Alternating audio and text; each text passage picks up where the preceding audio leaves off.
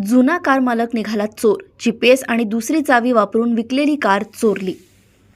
13 October रोजी police station खदान हद्दीत हिंगणा रोड परिसरात 2 अज्ञात इसमांनी मोपेड वाहनावर येथून कारवर्ल्ड गॅरेज समोर उभी असलेली स्विफ्ट डिझायर कार चोरी केल्याची पोलीस स्टेशन खदान येथे गुन्हा दाखल होता।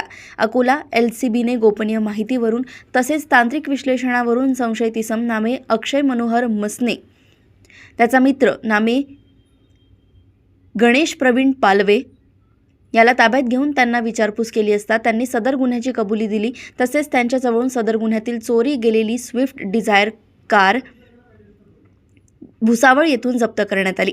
तसेच चोरी करताना वापरण्यात आलेली सुझुकी ॲक्सेस विना नंबर प्लेट असलेली गाडी एकूण किंमत 7,80,000 रुपयांचा मुद्देमाल जप्त करण्यात आलाय। तसंच नमूद दोन्ही आरोपितांना पोलीस स्टेशन खदान यांच्या ताब्यात देण्यात आलंय। तपासादरम्यान असं दिसून आलंय की आरोपी अक्षय मनोहर मसने हा सदर कारचा पूर्वीचा मालक होता। कर्ज थकल्यामुळे सदर वाहन फायनान्स कंपनीने ओढून नेऊन जप्त केले होते। त्यानंतर कंपनीने लिलावाद्वारे गुन्ह्यातील फिर्यादी यांना विक्री केली होती।